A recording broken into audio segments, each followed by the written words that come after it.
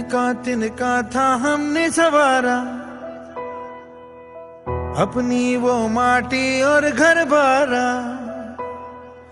लुट रहा ये चमन अपना वतन, आंखों से अपनी लुट रहा ये चमन अपना वतन, आंखों से अपनी।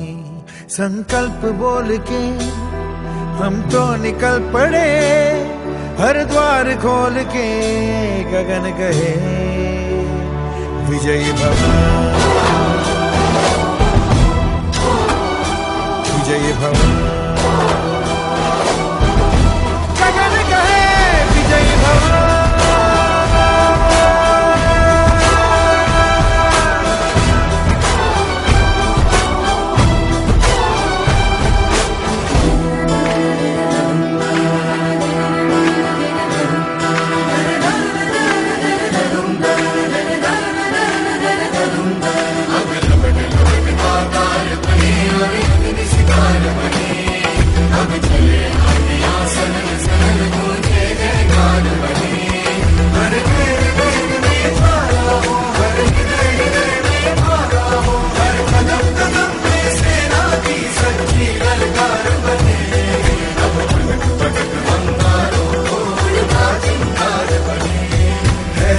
की सुरन भटकी है रोशनी, है छटपटा रही रोशनी, गगन कहे विजयी भव।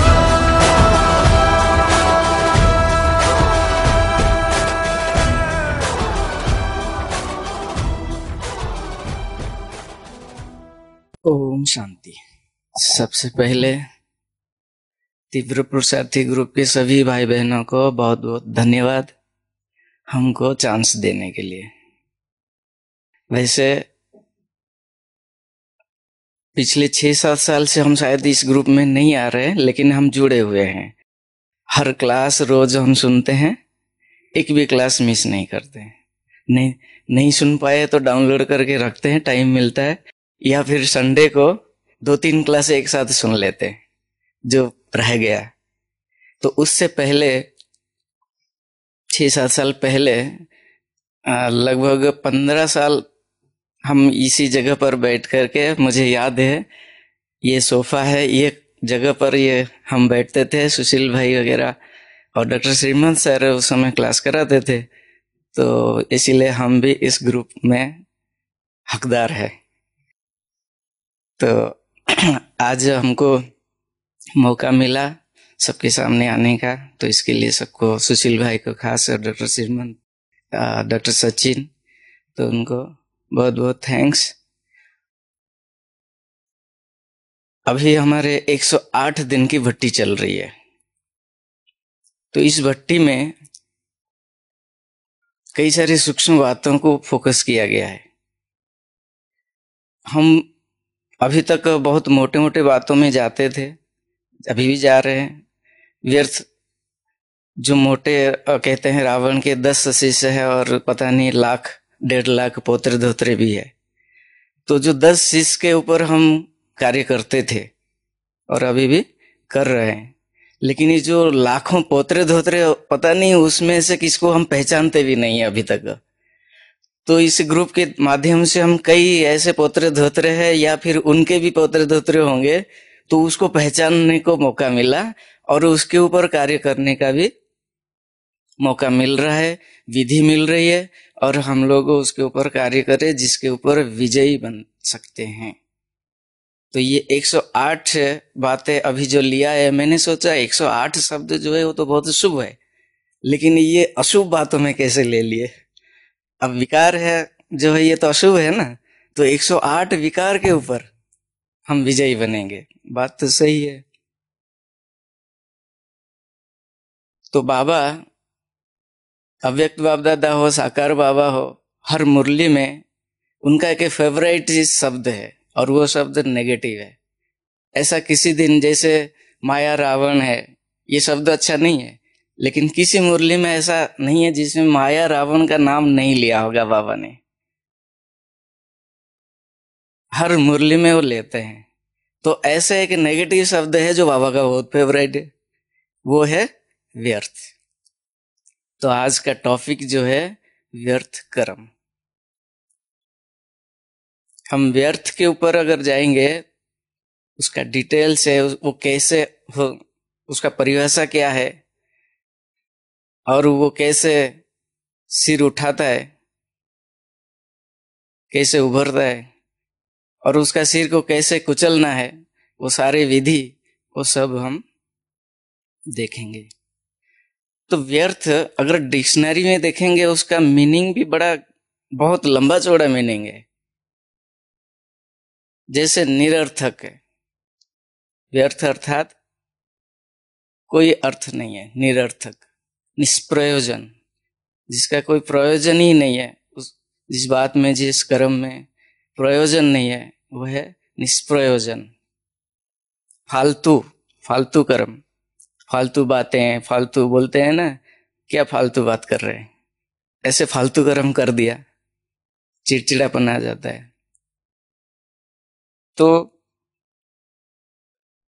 ऐसे लंबी लिस्ट है जिसको मैं सारा याद नहीं रख पाया हूं, तो उसको लिखा है, तो वो मैं एक एक करके बताता हूं। जैसे बेकार है, कोई कारण नहीं है, वो है व्यर्थ। बेमतलब है, जिसका कोई मतलब ही नहीं है, वो है व्यर्थ। निरर्थक, जिसका कोई अर्थ नहीं है। वृथा कर्म करते हैं। वृथा जैसे उसको क्या बोलेंगे, अर्थ तो ये सब 19-20 का अंतर है। आगे भी इसके ऊपर फोकस किया है थोड़ा, मैंने कैसे ये 19-20 में ही अंतर है, कोई इतना ज्यादा है। जैसे विकर्म है और श्रेष्ठ कर्म है, ये क्या है, जमीन और आसमान, दिन और रात का अंतर है।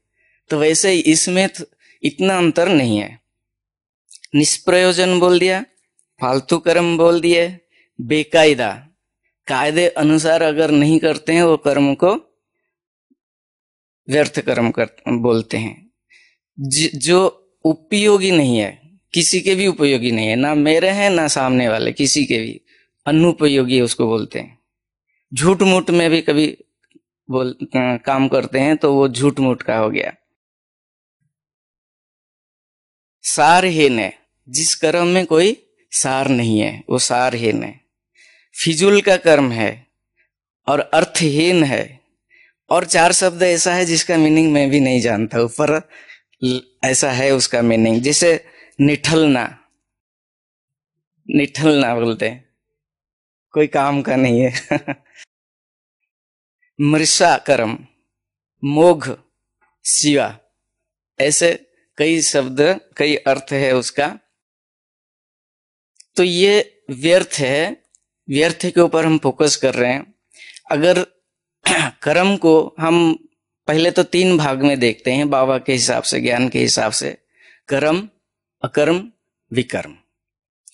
तो विकर्म सबको पता है, माया रावण हमसे जो कराता है, तो वो विकर्म हो गया, उसके ऊपर हम जाएंगे नहीं। ये कर्म एक ऐसा चीज है कि बिना कहे, बिना परिभाषा के आप सबको पता चल जाएगा कि ये विकर्म है और ये श्रेष्ठ कर्म है। अकर्म किसी को पता नहीं चलेगा, वो बाबा के सिवाय और कोई नहीं बता सकते। और सिर्फ वो संगम युग में उसका नॉलेज मिलेगा, लेकिन वो उसका रिजल्ट नहीं मिलेगा अकर्म का। तो एक है विकर्म और दूसरा है अकर्म। हम कर्म के ऊपर आएंगे। तो अकर्म जो है वो संगम युग में बाबा उसका नॉलेज देते हैं कि जो कर्म में पाप नहीं है और पुण्य भी नहीं है, वो हो गया अकर्म। और ये कर्म कौन करता है? ये सिर्फ देवता है ही करते हैं। जब हम सतयुग में जाएंगे, स्वर्ग में जाएंगे, हमारे से जो कर्म होगा उसको ही अकर्म बोलते हैं, क्योंकि वहां कोई पाप नहीं होता है ना पुण्य होता है। वहां सिर्फ हम प्रारब्ध भोगते हैं। जो यहां से जो कर्म किया है, श्रेष्ठ कर्म किया है, उस कर्म का फल जो है वो अकर्म है। और पाप कर्म से हो जाता है विकर्म। बाकी रहा कर्म, उसको भी अगर हम 4 भाग में लेते हैं, सब डिवाइडेड है 4 भाग में लेते हैं। कर्म अर्थात अगर हम श्रेष्ठ कर्म करते हैं, सकारात्मक कर्म करते हैं, वो पॉजिटिव होता है।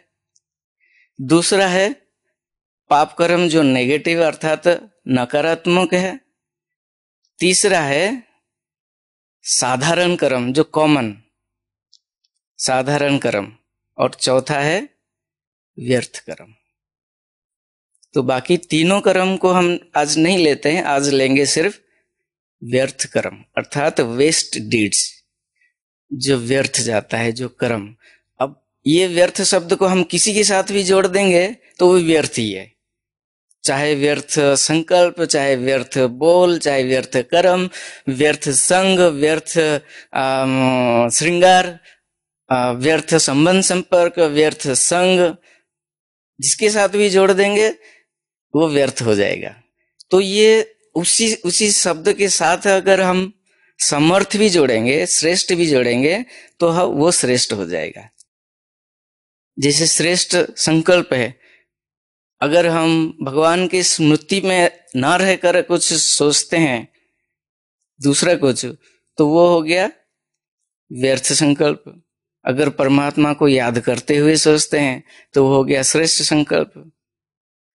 अगर कोई बोल हम बोलते हैं, भगवान के बोल बोलते हैं या भगवान के रिलेटेड कोई बातें, तो वो हो गया श्रेष्ठ बोल। अगर हम भगवान को किनारे पर रख करके और कुछ मुंह से निकलता है वो हो गया व्यर्थ बोल, और अगर अपशब्द निकलता है वो हो गया नेगेटिव बोल। तो सारे दिन में हमारे लगभग ज्यादा 80-90% हम क्या करते हैं, साधारण करते हैं। साधारण कर्म जो कर्म होता है उसमें ज्यादा परसेंटेज साधारण, और साधारण कर्म को मार्जिन है श्रेष्ठ कर्म करने का, लेकिन व्यर्थ कर्म को कोई मार्जिन नहीं है। वो जो व्यर्थ हो गया वो हो गया, उसमें दाग लग गया, उसको कोई मार्जिन नहीं, उसको सुधारेंगे आगे के लिए, वो श्रेष्ठ बनेगा आगे के लिए। अगर अटेंशन दिया, चेंज किया चेक करके, तो वो श्रेष्ठ बन सकता है। लेकिन साधारण कर्म जैसे हम उठना बैठना, खाना पीना या फिर सफाई करना, बर्तन मांजना, जो भी है, ये हो गया साधारण कर्म। तो दिन भर में हम सब भी करते हैं, लेकिन यही साधारण कर्म को अगर हम पोजीशन में रह करके करते हैं तो वो श्रेष्ठ बन जाता है। एक एग्जाम्पल देता हूं, जैसे प्राइम मिनिस्टर, तो प्राइम मिनिस्टर अगर कहीं जाके उनको निमंत्रण दिया और वो आके झाड़ू लगा दिया तो वो श्रेष्ठ कर्म हो गया, महान हो गया, मीडिया में छा जाएंगे। पर प्रधानमंत्री देखो झाड़ू लगा दिया, है ना, तो वो श्रेष्ठ बन जाता है। अगर वही कर्म अपने घर में हम झाड़ू लगाते हैं वो साधारण है।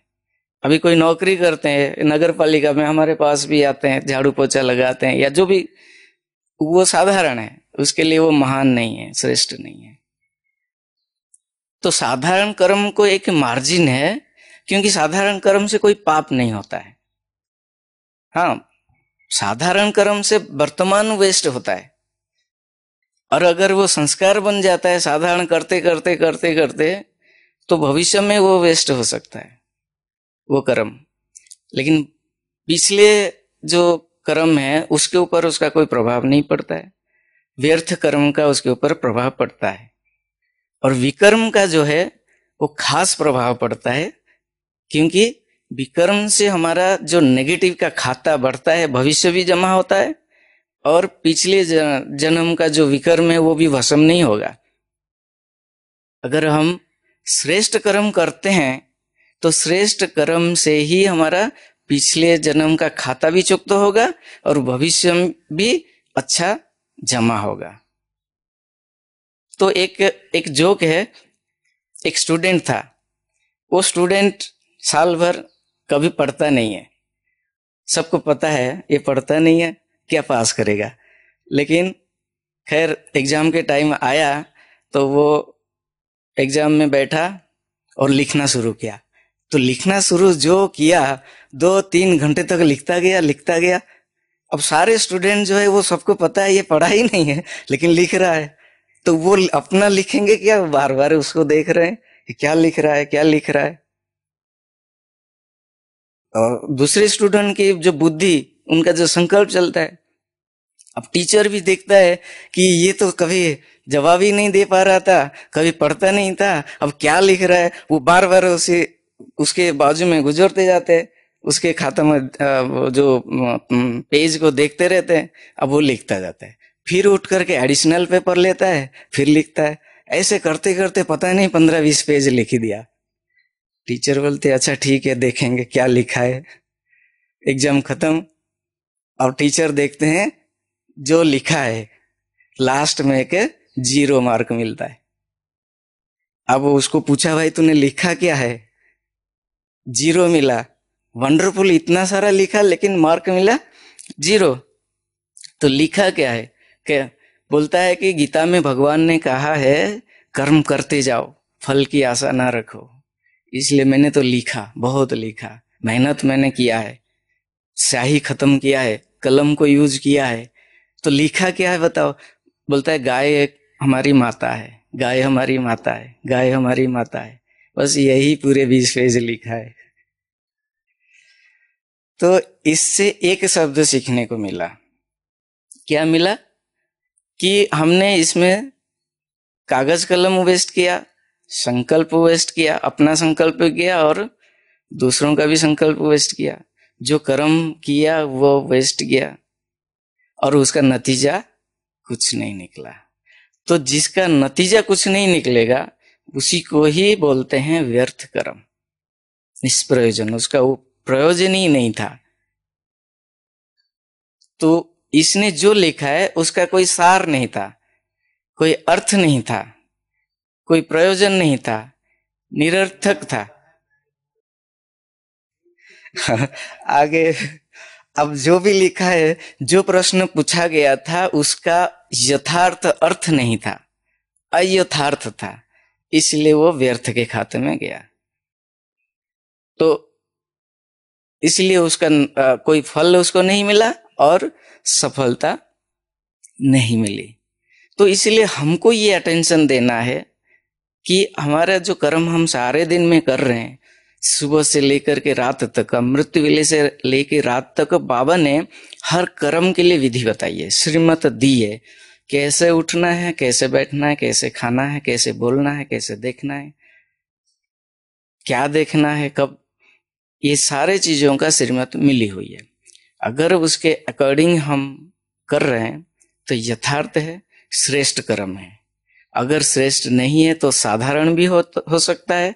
अगर उसके विपरीत है, कायदे अनुसार, श्रीमत अनुसार नहीं किया है, तो वो नेगेटिव भी हो सकते हैं।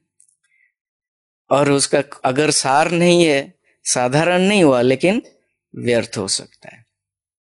तो ये परिभाषा में ये हम देख रहे हैं कि बाबा ने एक मुरली में कहा है कि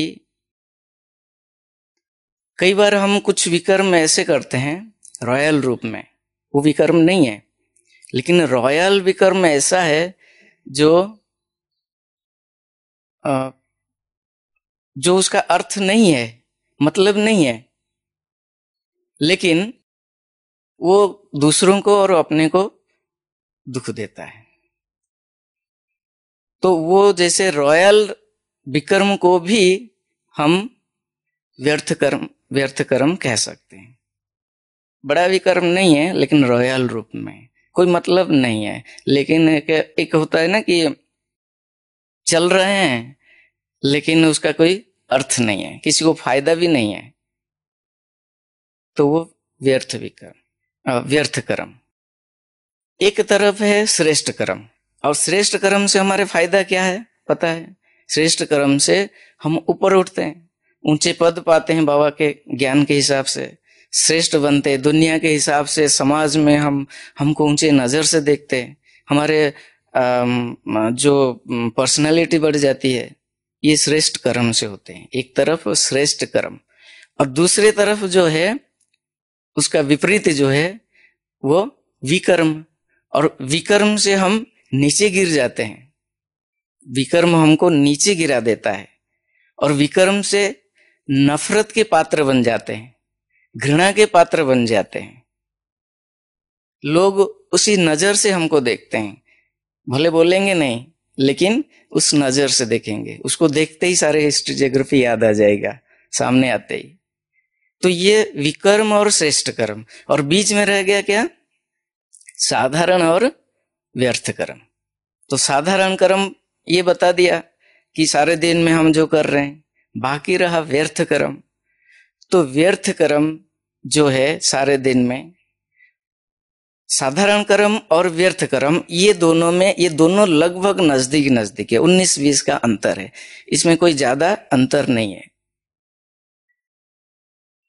तो व्यर्थ कर्म से हमारे, जैसे एक एग्जाम्पल देता हूं, किसी व्यक्ति को हमने देखा, इसमें सारे कर्मेंद्रियों का रोल है। व्यर्थ कर्म में सारे कर्मेंद्रियों का, उसको हम बाद में फोकस किया, कैसे उभरता है वो हमने लिया है।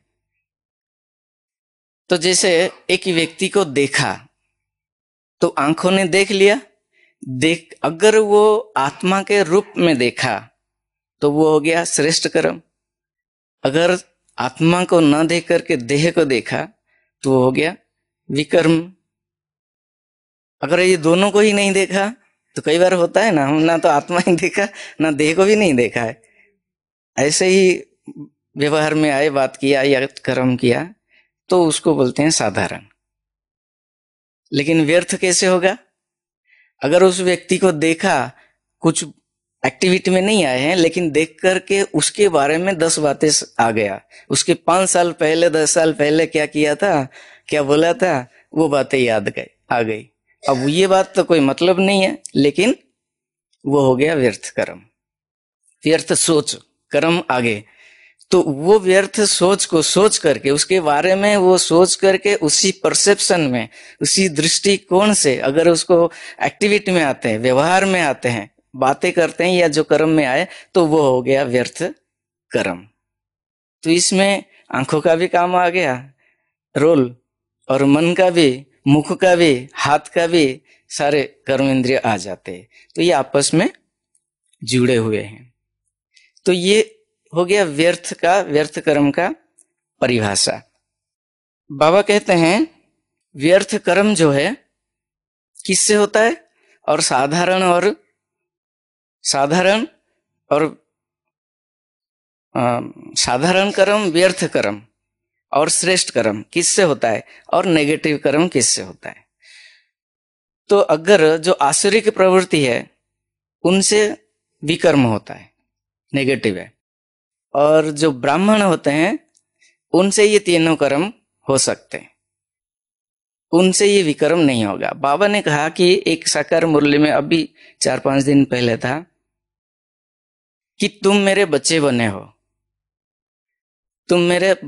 हो, मैंने तुमको मुख से पैदा किया है, तो मैं अगर सत्य हूं तो तुमको भी सत्य बनना चाहिए। तुम्हारे मुख से, तुम्हारे हाथों से, तुम्हारे नैनों से, चेहरे से कोई भी ऐसा कर्म ना हो जो इसके खिलाफ हो,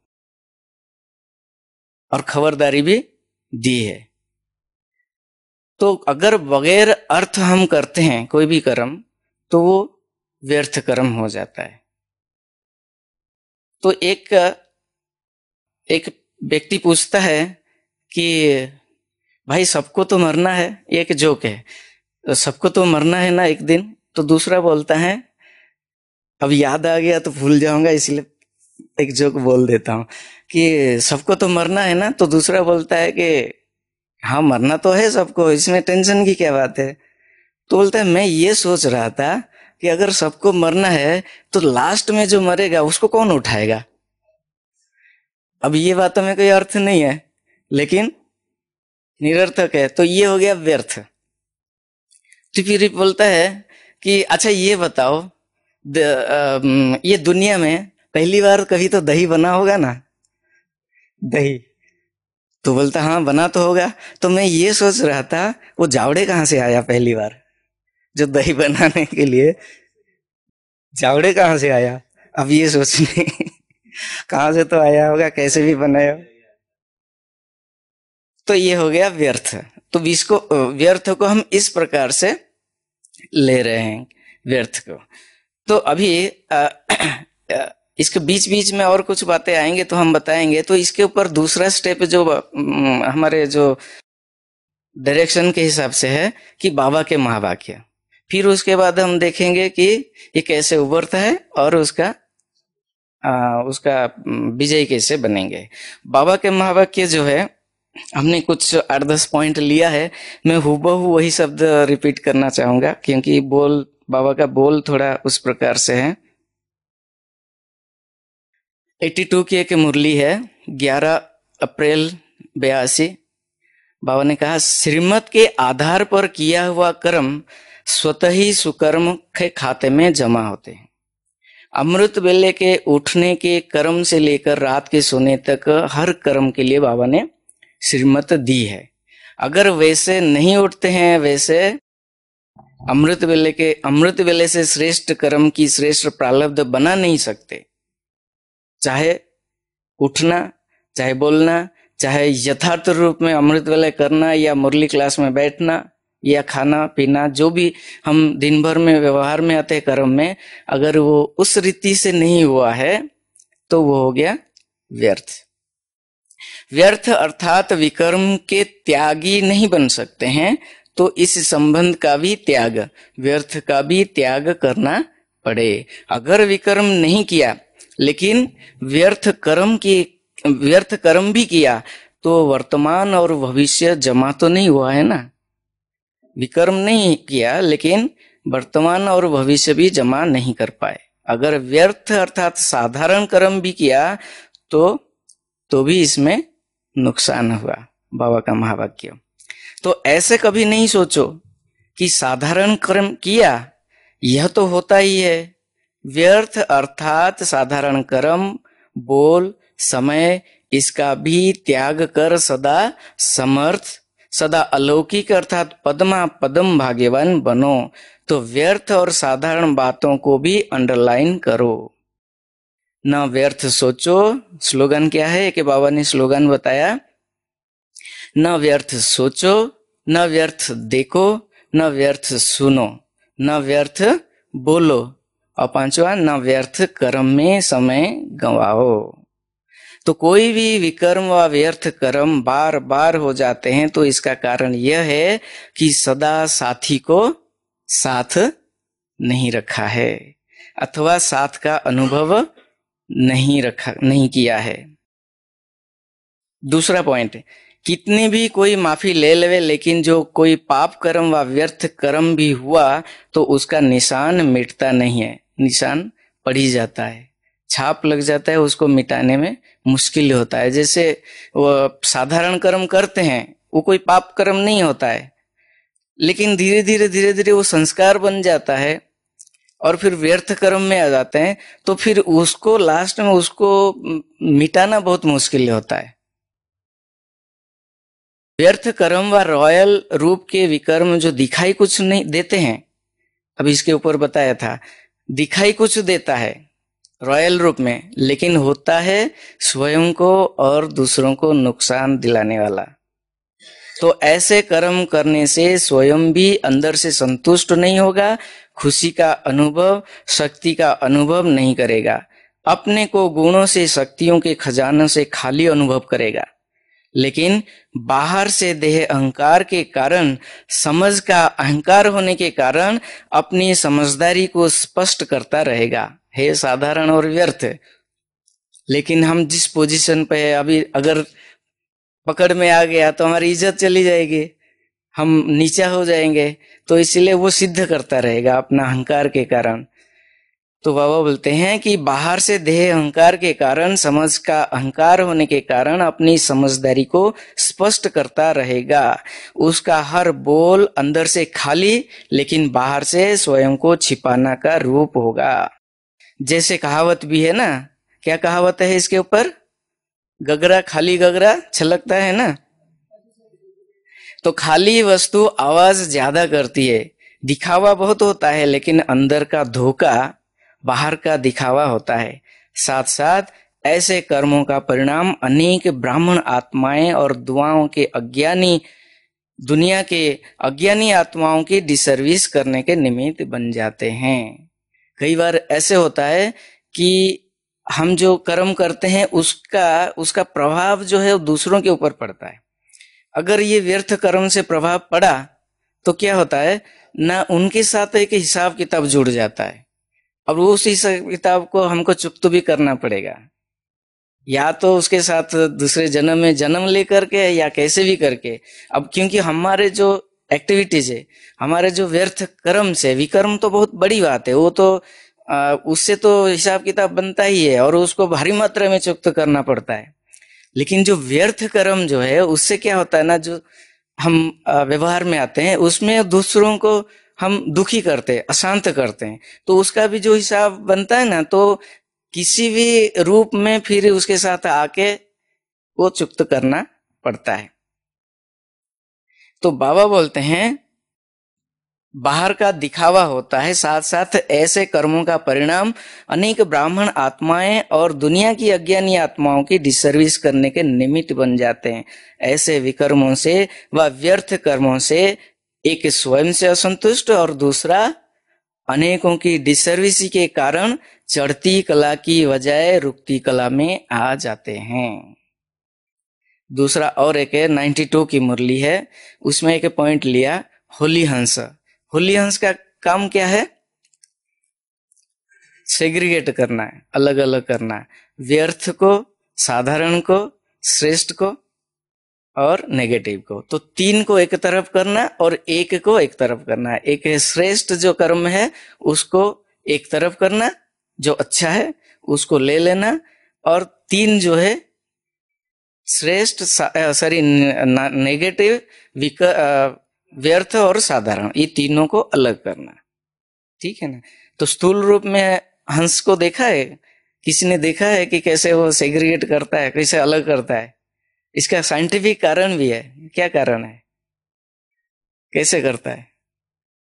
कैसे सुखदेव भाई पता है? देखा है, हमने भी देखा है ना। हाँ, उसके जीभ में एक लार पैदा होता है। वो लार जो है, जैसे वो दूध में हम जावड़े डालते हैं तो दही बन जाता है, वो फट जाता है, या पनीर बनाने के लिए, तो दही नहीं, पनीर बनाने के लिए, तो वो वन टाइप ऑफ पनीर बनता है। तो हंस जो है उसके जीभ में एक लार पैदा होता है, जो लार को वो उसमें छोड़ देता है, तो छोड़ने से वो फट जाता है, फटने से पनीर बन गया, तो पनीर को ले लिया, बाकी पानी रह गया। ये उसका साइंटिफिक कारण है। तो ये होली हंस, हम होली हंस है, तो होली हंस बुद्धि जो है उसका काम क्या है ना, श्रेष्ठ कर्म जो है, श्रेष्ठ संकल्प है, श्रेष्ठ जो भी श्रेष्ठ के साथ संबंधित है उसको वो अलग कर लेता है, ले लेता है, और बाकी सब छोड़ देता है। तो होली हंस की ये विशेषता, होली हंस का कर्तव्य है सारे दिन में व्यर्थ संकल्प, व्यर्थ बोल, व्यर्थ कर्म और व्यर्थ संबंध संपर्क जो भी होता है उस व्यर्थ को समाप्त करना। यह है होली हंस।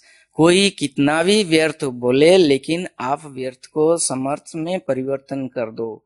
व्यर्थ को अपनी बुद्धि में स्वीकार नहीं करो। अगर एक भी व्यर्थ संकल्प, व्यर्थ बोल और व्यर्थ कर्म स्वीकार किया तो एक व्यर्थ अनेक व्यर्थ को जन्म देगा।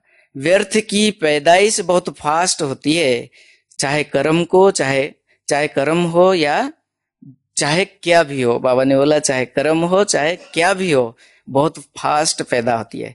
व्यर्थ तो आधा कल्प किया, अब समय है क्या करने का? समर्थ बनने का और बनाने का। इसलिए व्यर्थ संकल्प, व्यर्थ बोल, व्यर्थ कर्म सब समाप्त, फुल स्टॉप, पुराना चोपड़ा खत्म। एक दिन के किए हुए व्यर्थ संकल्प व व्यर्थ कर्म की दूसरे दिन भी लकीर न रहे, अर्थात कर्जा नहीं रहना चाहिए। बीती सो बीती, फुल स्टॉप। आज जो किया कल को वो व्यर्थ का निशान नहीं रहना चाहिए। दूसरा पॉइंट, यदि व्यर्थ को समर्थ में परिवर्तन करने की शक्ति नहीं होगी तो अंत में व्यर्थ का संस्कार धोखा दे देगा। इसीलिए होलियंस अर्थात परिवर्तन करना, हर आत्मा के प्रति शुभ भावना और शुभकामना, अगर ऐसी विधि होगी तो परिवर्तन कर लेंगे। जैसे बाप दादा ने आपके व्यर्थ कर्म को देखकर परिवर्तन कर लिया है ना, तो हमारे कोई भी व्यर्थ हो या नेगेटिव हो, हर चीज को बाबा ने माफ किया।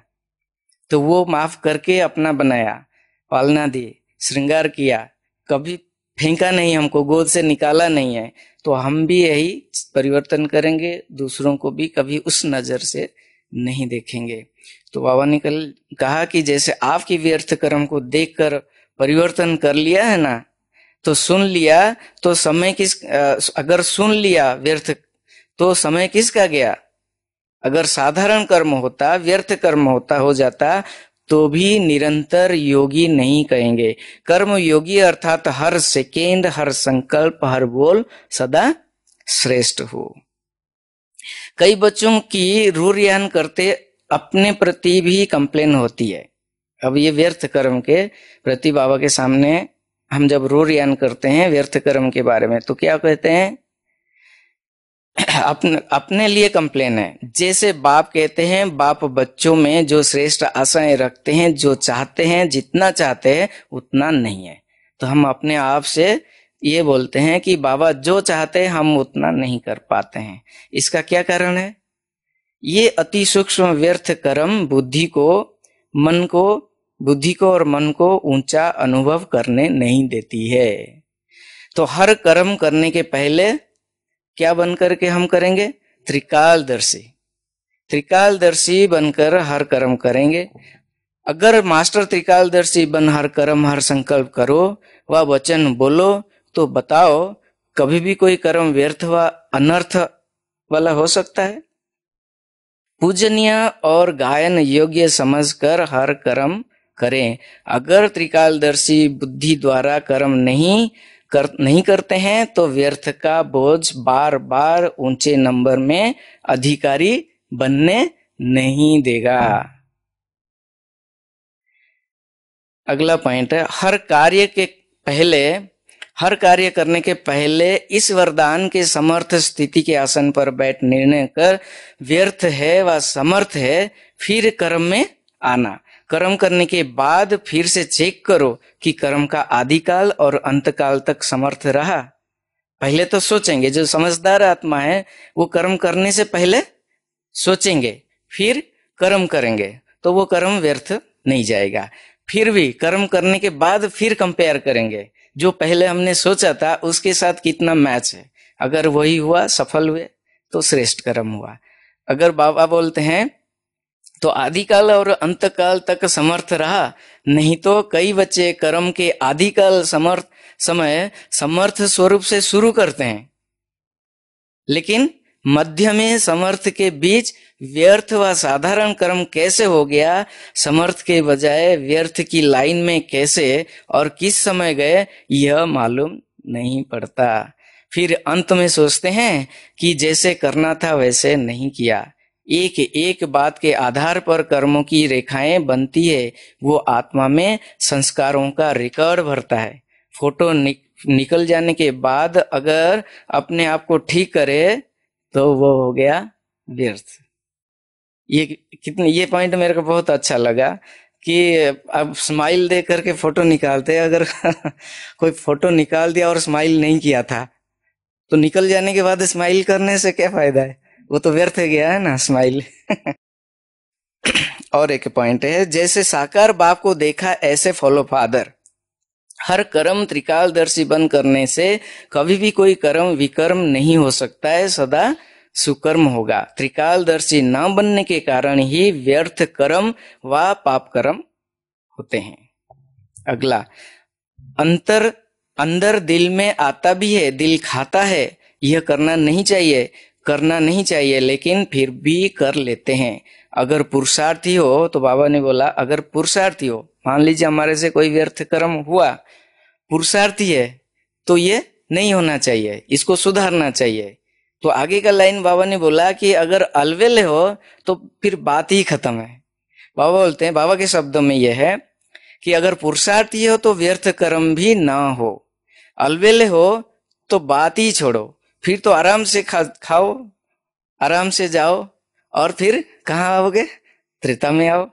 ये बाबा ने बोला है। समर्थ कर्मों का आधार है धर्म, एक मुरली में पूरे मुरली बाबा धर्म और कर्म के ऊपर बताया था कि ये जो कर्म और धर्म जो दोनों जुड़े हुए हैं, हमारे कर्म के आधार पर, धर्म के आधार पर कर्म बनता है, और वो कर्म के आधार पर हम पूजन योग्य, गायन योग्य, कीर्तन योग्य बनते हैं। तो ये सब बनाने का आधार समय जो है वो यही एक ही समय संगम युग है। समर्थ कर्मों का आधार धर्म, ब्राह्मण जीवन में भी यथार्थ यह धारणा है कि मैं श्रेष्ठ आत्मा हूं, मैं आत्मा शांत सुख आनंद स्वरूप हूं। इसी आधार पर कर्म बदल गया। तो फाउंडेशन धर्म अर्थात धारणा, इसी कारण धर्मात्मा शब्द कहा जाता है। आप सब धर्मात्मा हो ना। धर्मात्माओं द्वारा स्वतः ही व्यर्थ व साधारण कर्म समाप्त हो जाते हैं। धारणा स्वरूप धर्मात्मा बन कर्म करो, कर्म करते धर्म को न छोड़ो। अगला पॉइंट है, आंख का काम है देखना, लेकिन देखने का कर्म कराने वाला कौन है? आंख कर्म करने वाली है और आत्मा कर्म कराने वाली है। तो कराने वाली आत्मा करने वाली कर्मेंद्रिय के वश हो जाए, इसको कहते हैं कर्म बंधन। कराने वाले वन कर्म कराओ, इसको कहेंगे कर्म के संबंध में आना। कर्म की प्रवृत्ति है कर्म योगी बन हर कर्म करना। कमल समान न्यारा और प्यारा बन रहना, हर कर्म द्वारा बाप के श्रेष्ठ कार्यों को प्रत्यक्ष करना तथा हर कर्म चरित्र रूप से करना। व्यर्थ संकल्पों की निवृत्ति हो सकती है। सारा दिन बाप द्वारा जो शुद्ध प्रवृत्ति मिली हुई है, बुद्धि की प्रवृत्ति है शुद्ध संकल्प करना, वाणी की प्रवृत्ति है जो बाप द्वारा सुना वो सुनाना है, कर्म की प्रवृत्ति है कर्म योगी बन हर कर्म करना। तो कमल समान न्यारा और प्यारा बन रहना, हर कर्म द्वारा बाप के श्रेष्ठ कार्यों को प्रत्यक्ष करना तथा हर कर्म चरित्र रूप से करना। तो इसके ऊपर हम थोड़े से ये पॉइंट से लिए थे, तो ये हमने बाप दादा का बताया। अभी हम देखेंगे कि व्यर्थ कर्म कैसे उभरता है। सब बाबा का महावाक्य है कि अव्यक्त मुरली पढ़ रहा था, उसमें आया कि सबसे पहला शब्द जो है अलवेलापन, अलवेलेपन से व्यर्थ कर्म होता है। तो उसमें ये शब्द बाबा ने इन्वर्टेड कमा में ये बोला कि सब चलता है, सब चलता है। तो बाबा बोलते सब चलता है नहीं, जो कर्म अलवेलेपन से किया हुआ है वो व्यर्थ कर्म होता है, उसको परखना भी बहुत डिफिकल्ट। अगर सब चलता है बोलते हैं तो बाबा बोलते हैं कि सब चलता है मतलब चलेगा लेकिन दौड़ेगा नहीं। लेकिन अभी हमको क्या करना है? दौड़ना है, तो इस उड़ना है, हाँ उड़ना है। तो वो ना तो दौड़ेगा, अभी ये शब्द जोड़ देंगे कि ना तो दौड़ पाएंगे ना उड़ पाएंगे, तो वो सिर्फ चल पाएंगे। इसीलिए ये शब्द को हटाना है कि सब चलता है, ये नहीं है। तो साकार बाबा व्यर्थ कर्म के ऊपर ये कहा है कि साकार बाबा ने भी कर्मों को नहीं देख सके थे। तो व्यर्थ कर्म को देखने के लिए अव्यक्त रूप में उन्होंने परखा। अब जैसे दादी जी ने संदेश में बताया, वो अपने आप को चेक कैसे किए बाबा ने, कि वो दादी को भेजते थे, फिर वो ब्रह्मा और ये वो ब्रह्मा में अंतर बताओ, तो सारे डिटेल से सब वो बताते थे। तो फिर वो उस रीति से वो चेक करते थे और चेंज करते थे। तो अब साकार बाबा भी अपने कर्म को देख नहीं सके थे और अव्यक्त रूप में उन्होंने देखा। तो हम अव्यक्त रूप में हर एक के कर्म को देख सकते हैं और परख सकते हैं। ये के अव्यक्त मुरली में था, परख सकते हैं और चेक करके चेंज कर सकते हैं। तो ये अलबेलापन को खत्म करना है, उससे हमारा व्यर्थ कर्म बनता है। तो अभी दूसरा एक एग्जाम्पल है कि जैसे एक छोटी सी मकड़ी है, तो वो मकड़ी इतनी छोटी है लेकिन जाल फैला देती है, इतनी बड़ी जाल जो है ना वो फैला देती है और उसमें बांध देती है। कोई भी कीड़े मकोड़े बड़े बड़े जानवर, माने उससे भी बड़े, बहुत बड़े नहीं है लेकिन उससे भी जो बड़े हैं उसको भी बांध देती है। तो ये हमारे कर्मेंद्रियां जो है ये जैसे कि मकड़ी जैसे छोटे हैं लेकिन हमको बांध देते हैं, ये कर्मेंद्रिया। और यही कर्मेंद्रिया ही हमको हमारे से व्यर्थ कर्म कराते हैं। तो इसमें हम श्रेष्ठ कर्म कर सकते हैं और व्यर्थ कर्म भी कर सकते हैं। साधारण कर्म तो होता ही है कर्मेंद्रियों से। तो हमने सारे कर्मेंद्रियों को लिया है इस आधार के रूप में। सबसे पहले आंखें। अब आंखों से क्या व्यर्थ कर्म होता है? सपोज पहले भी एग्जाम्पल दिया था हमने देखने का। आंखें जो कर्म करती है वो है देखना। देखना भी एक कर्म है, देखने का काम आंख करती है। तो अगर हम कोई चीज देख रहे हैं और उसके अंदर कोई मतलब नहीं है, कोई अर्थ नहीं है, मोबाइल में घुस गए और घुस गए, देख रहे क्या देख रहे, कितना टाइम चला गया, वेस्ट गया, तो वो व्यर्थ गया। अगर नेगेटिव चीज देखे वो तो विकर्म हो गया। लेकिन साधारण चीज है, व्हाट्सएप देखा, सपोज व्हाट्सएप देखा, लेकिन जो चाहिए वो देख लिया, 2 मिनट 5 मिनट में हो गया काम, वो ठीक है।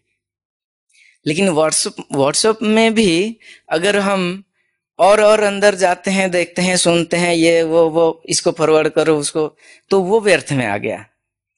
तो ये आंख के द्वारा ये व्यर्थ कर्म होता है। तो अगर जैसे एक एग्जाम्पल है, आंख ने देखा, गुजरते गुजरते किसी बगीचे के अंदर हम गए और आंख ने देखा बहुत अच्छा फल, तो मन को इंस्ट्रक्शन आया, मन सोचेगा कि ये खाना है, चलो चोरी कर लेते हैं, बहुत अच्छा है। तो फिर दूसरा इंस्ट्रक्शन किसको जाएगा? हाथ को जाएगा ना, कि ये उठाएंगे, माने तोड़ के ले लेंगे। तो हाथ ले लिया है तो फिर वो क्या करेगा? वो मुख में डालेगा, तो मुख उसका आनंद ले लिया, जीवा रस हो गया और खा लिया मुख से, तो वो आनंद ले लिया। अब पेट क्या करेगा? पेट के अंदर जाने के बाद वो हजम करेगा, ठीक है। तो अब इसका नतीजा क्या होगा? जब वो मालिक आ गया, मालिक आने के बाद वो 2-4 लगाएगा, चाहे गाल पे या चाहे पीठ पे, तो नतीजा किसको भुगतना पड़ा? वो तो लास्ट में आएगा। पीठ को पहले भुगतना पड़ा, फिर उसके बाद आंखों से आंसू आए, तो ये तो आखिर लास्ट में वही आंख के ऊपर बात आ गई, तो वो उसका कर्म। तो इस हमारे जो नजर जो है इतना श्रेष्ठ होना चाहिए, तो इतना श्रेष्ठ होना चाहिए कि आंखों से भी कोई विकर्म ना हो, या व्यर्थ कर्म या साधारण कर्म भी ना हो। अगर हम किसी को देखते हैं, आत्मा के रूप में देखते हैं, तो हम ये श्रेष्ठ कर्म हो गया। दही के रूप में देखा या सोचा तो विकर्म, और साधारण रूप से या ये मैंने देखना ही नहीं है, या व्यर्थ रूप में देखना ही नहीं है, तो ये हो गया आंखों से विकर्म। जब हम बाबा को सामने देखेंगे, कुछ नहीं है, अगर स्थूल रूप में भी हमने प्रैक्टिकल में अप्लाई किया है, स्थूल रूप में अगर बाबा का फोटो जेब में है या कहीं पर है, या घर रूम में जहां बैठते हैं सोते हैं, सामने नजर जहां जाती है बाबा का फोटो है, कुछ बाबा के वाक्य है, बड़े बड़े स्लोगन है, वो नजर आ जाती है ना, तो भी वो आंखों से और कोई अर्थ कर्म नहीं होता है, तो सुधार सकते हैं। अब दूसरा कर्मेंद्र जो है वो कान से क्या, कान का क्या काम है? सुनना। तो चाहे कुछ भी सुना हो वो सुनेगा। अगर जैसे कोई व्यक्ति, कान का काम है कोई भी चीज सुनना है, चाहे व्यर्थ है, चाहे नेगेटिव है, चाहे साधारण है, चाहे व्यर्थ श्रेष्ठ है, 4 चीजें। एक शब्द में हम ये बोलेंगे, अगर बाबा के महावाक्य के अलावा और कुछ हम सुनते हैं तो वो ये तीनों कैटेगरी में आएगा, नेगेटिव में आएगा, साधारण में आएगा और व्यर्थ में आएगा। तो उसको फिर बाद में सोचना है कि ये किस कैटेगरी में आया। तो बाबा के महावाक्य के अलावा और कुछ सुना तो वो इस तीनों में आएगा। जैसे मानो कोई व्यक्ति अगर ज्यादा खा रहा है, उसकी थाली में भोजन ज्यादा है, अब उसका पेट है वो खा रहा है, लेकिन एक व्यक्ति देखा ये इतना खा रहा है, पहले तो उसका संकल्प चलेगा इतना खा रहा है, व्यर्थ हो गया सोच। फिर कई बार उसके सामने भी बोल देते हैं कि अरे इतना लेते हो, तो ये हो गया व्यर्थ बोल। और वो बात को अगर वो तीसरे के सामने बोला तो उसका तो व्यर्थ बोल हुआ, और जिसको बोला सुना उसने, उसने कान द्वारा ये व्यर्थ सुना, तो उसके लिए वो हो गया व्यर्थ सुनना। तो कानों द्वारा इस प्रकार से व्यर्थ होता है। कई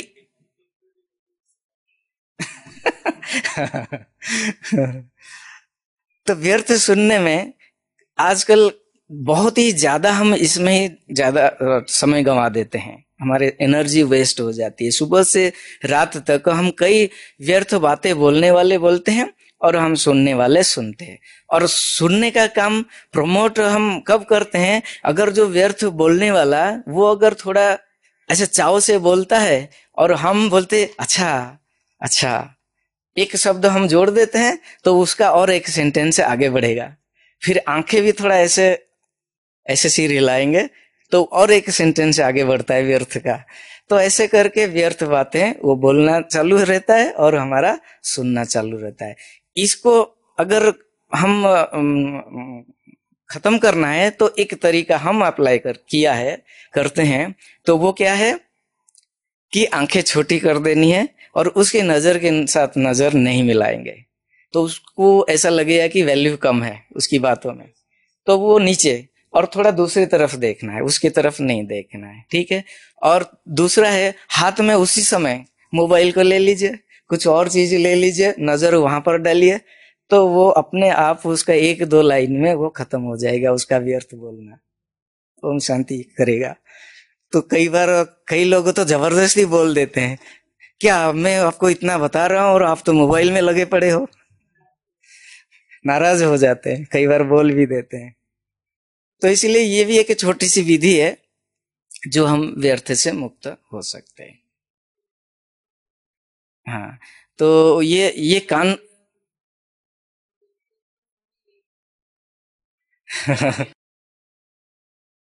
हाँ, हमारे अंदर अगर इंटरेस्ट है तो वो फिर कब टाइम चला जाएगा पता भी नहीं चलेगा, फिर हमारे अंदर वो भी उत्पन्न होंगे। इतना सुना है तो मैं भी थोड़ा सुनाऊं ना, तो मैं फिर सुनाऊं, तो उसमें मेरा भी काफी रोल है। तो ये अभी कई बार ऐसे होता है, हमको भी कई बार ऐसे सुने, जैसे बोलते हैं अभी हर एक का शरीर अपना अपना है, कभी किसी को ठंड लगती है, कभी ज्यादा ठंड लगती है, कभी कम है, कभी किसी को गर्मी है। तो वो कोई बोलेंगे कि क्या सारी ठंडी तुमको है, इतना लपेट के रखे हो। भाई अपना शरीर ठंड निखिलेश भाई स्वेटर पहन के आए हैं। तो वो ठंड लग रही, सही बात है, अब खुद इस मफलर लपेटे हुए हैं, अब सामने वाले को बोलते हैं कि तुमको सारी ठंडी है, मेरा मुझे ठंड लग रही है, सर्दी जुकाम है, तो मेरे तबीयत ठीक नहीं है, तो इसलिए मैं पहना हूं। ये व्यर्थ में जाना होता है, ये सारी चीजें इसमें। तो यही है, हाल चल के आए, कुछ तो बात करने के लिए ये शब्द बोल देते, तो ये हो गया व्यर्थ। तो इसका इसका और एक तरीका है कि हम बाबा के शब्दों को ले सकते हैं।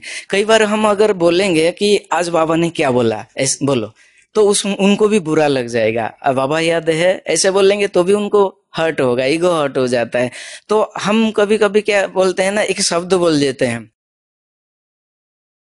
आज है ना, आज बाबा ने ऐसे बोला था, ये बोला था, उनको टारगेट करके नहीं, हम अपने आप को बोल देते हैं, पर शब्दों से बोल देते हैं, फिर वो अपने आप चुप हो जाते हैं। पूछेंगे, कई बार होता है ना, पूछने से उनको हर्ट होता है। हाँ, ये भी अपने शब्दों से हम विविधि अपना अपना उसी समय जो क्लिक हुआ मन में, तो वो ऑन द स्पॉट समस्या आई और समाधान भी निकालो, हल निकालो। ये हर एक को है, हर एक का अनुभव है और करते भी है। तो कानून द्वारा, अभी उसके बाद आएंगे नाक द्वारा। नाक से क्या करते हैं व्यर्थ, दो बातें नाक से। घ्राणेन्द्रिय है जो सूंघने का है, दो बातों को हमने लिया है, आप भी कोई किसी को याद है तो बताइए बीच बीच में, ठीक है।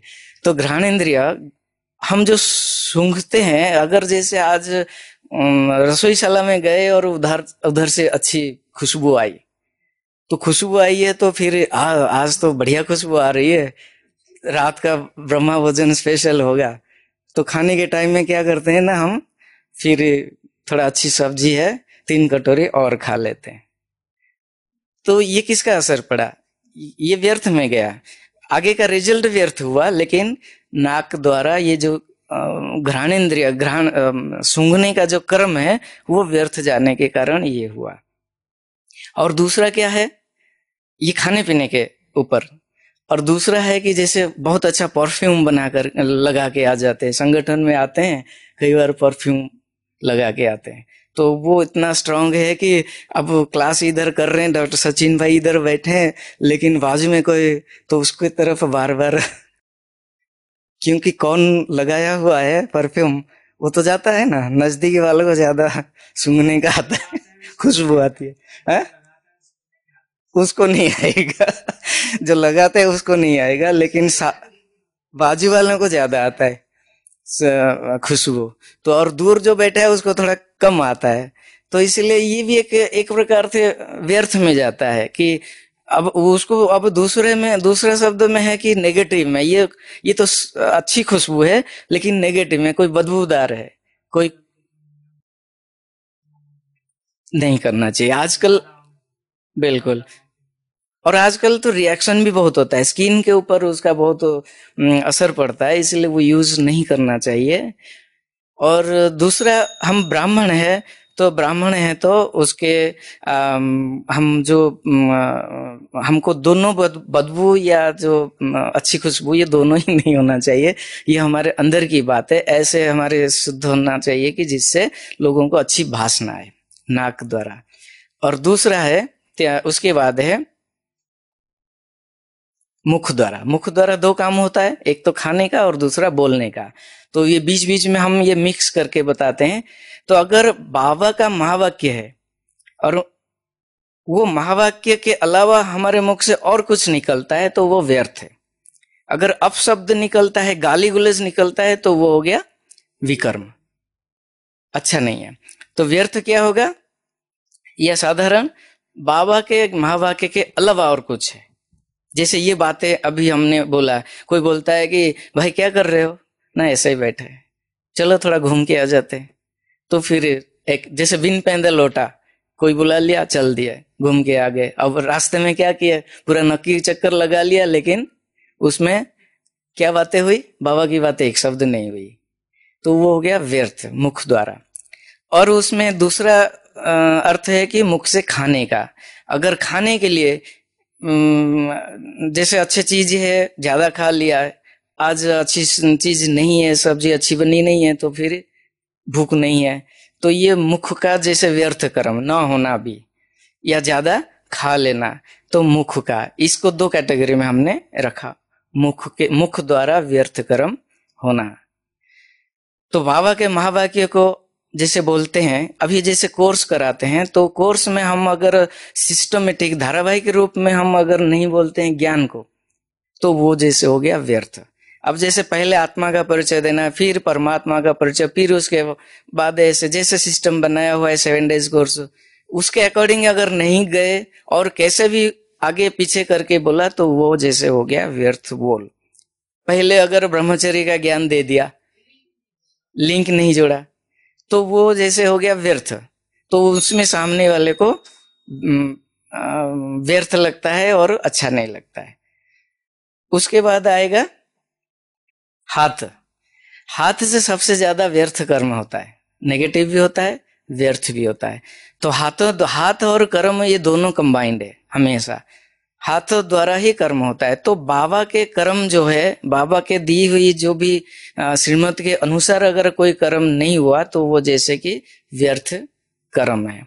तो हाथों से हम जो कर्म करते हैं, अगर बाबा के कार्य किया, स्थूल रूप में कर्मणा सेवा किया है, तो वो हो गया श्रेष्ठ कर्म। अगर हम कर्मणा सेवा नहीं किया है या कोई साधारण कर्म किया है, या जैसे वो व्यर्थ कर्म हो गया कर्मों से। फिर आता है संबंध संपर्क में, उससे पहले मन से, मन बुद्धि और संस्कार। तो मन का काम है सोचना, संकल्प करना। अगर हम श्रेष्ठ संकल्प करते हैं तो वो हो गया श्रेष्ठ संकल्प। और दूसरा है बाबा की बातें अगर सोचते हैं, उठते बैठते बाबा को याद करते हैं, बाबा की बातें सोचते हैं, बाबा के महावाक्य को, तो वो हो गया श्रेष्ठ संकल्प। अगर बाबा की बातें नहीं सोचते हैं, कुछ और बातें सोचते हैं मन में, कुछ और चिंता करते हैं, चिंतन नहीं करते हैं, तो वो हो गया व्यर्थ संकल्प। ये जो है मन का काम है। और बुद्धि का काम है निर्णय करना। जो हंस बुद्धि है वो श्रेष्ठ निर्णय लेता है, और जो हंस बुद्धि नहीं है, आसुरी बुद्धि है, तो नेगेटिव निर्णय लेता है। अगर साधारण है, ब्राह्मणों में कई बार ऐसे होता है निर्णय नहीं ले पाते हैं। पेट में गुड़गुड़ है और खाना नहीं चाहिए, लेकिन मन तो बोल दिया आज बहुत अच्छा खाना बना है, खाने का है, तो बुद्धि निर्णय अगर सही दिया है तो जैसे कि श्रेष्ठ निर्णय लिया। अगर बुद्धि ने मन के वशीभूत हो गई तो और मन के साथ दे दिया तो वो जैसे कि व्यर्थ कर्म हो गया। फिर ज्यादा खा लिए, फिर बाद में पेट और भी बिगड़ जाता है, तो ये गड़बड़ और हो जाता है, गुड़ से गड़गड़ हो जाता है गड़बड़। तो ये एक एग्जाम्पल। और भी एग्जाम्पल है। दूसरा है, तीसरा है संस्कार। संस्कार जो है ना, एक ये पुराने जन्मों का, अगर जैसे कोई अच्छे संस्कार है, बुरे संस्कार है, ये पुराने वो कंटिन्यूएशन में वो आते हैं। और इस जन्म एक है जो संस्कार को हम परिवर्तन कर सकते हैं संगम युग में, और बाबा से जो मत मिली हुई है उसके आधार से हम कर सकते हैं। समय को देखते हुए हमारा टॉपिक आधा रह गया, मैं पूरा नहीं कर पाया। मैं वो जो बोर्ड ये लगवाया था, क्योंकि एक ग्राफिकल लैंग्वेज है, तो फिर कभी मौका मिलेगा तो हम करेंगे। तो वो ग्राफिकल लैंग्वेज के ऊपर कैसे समझाएंगे हम, उसका विधि एक मीटर है, थर्मोमीटर जैसे, तो वो विधि के हिसाब से हम अपने को चेंज कर सकते हैं, और माने परख कर सकते हैं, और चेंज भी कर सकते, चेक एंड चेंज, वो फिर कभी देखेंगे। और चौथा पार्ट जो रह गया वो हम पूरा नहीं कर पाए। 20 पॉइंट से लगभग हमने लिखा है, फिर कभी हम आएंगे आपके सामने तो ये लास्ट पॉइंट जो है ये अपना जो है संस्कार है। तो संस्कार जो है ये व्यर्थ जाता है, कई बार गॉड गिफ्टेड होता है जो अच्छे संस्कार है, नहीं तो व्यर्थ संस्कार जाता है, तो वो उसको भी हमको चेंज करना है। तो सारे सार जो है इसमें कि हमको व्यर्थ को समाप्त करना है, और ये व्यर्थ को समाप्त करने की विधि भी बहुत सारे दी हुई है। हर किसी को भी छोटी मोटी विधि पता भी है और अप्लाई भी करते हैं, और मुक्त भी होते हैं। कई बार ऐसे होता है हम मुक्त नहीं हो पाते हैं, फेल भी होते हैं, लेकिन फिर भी जारी रखना है, कंटिन्यू रखना है, लगे रहना चाहिए। और लास्ट में आखिर हमको अगर फेल हो भी गए तो लास्ट में ये जो अभ्यास करते गए यही काम में आएगा। लास्ट में हम लास्ट पेपर में पास हो ही जाएंगे। ओम शांति।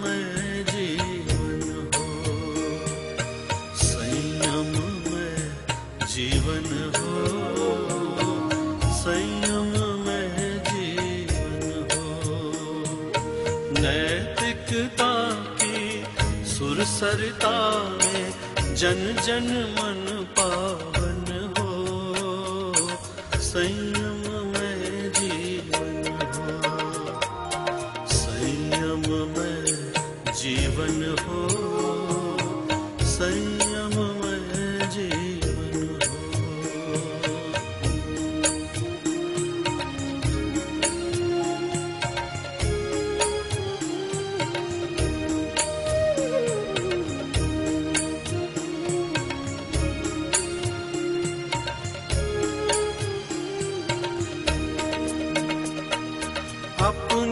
से अपना अनुशासन जीवन की परिभाषा,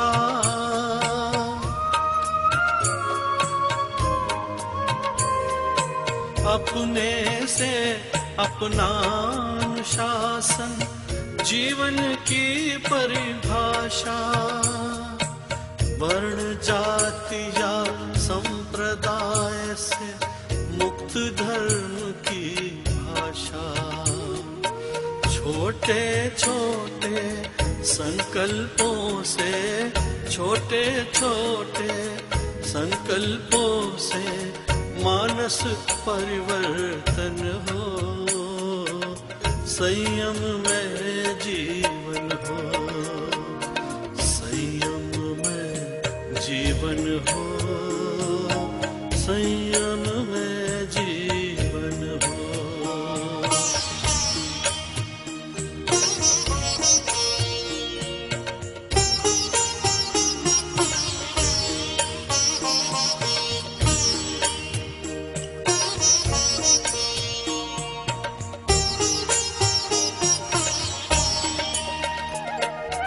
मैत्री भाव हमारा सबसे प्रतिदिन बढ़ता जाए, मैत्री भाव हमारा सबसे प्रतिदिन बढ़ता जाए, समता सह अस्तित्व समन्वय नीति सफलता पाए, शुद्ध साध्य के लिए नियोजित, शुद्ध साध्य के लिए नियोजित मात्र शुद्ध साधन हो, संयम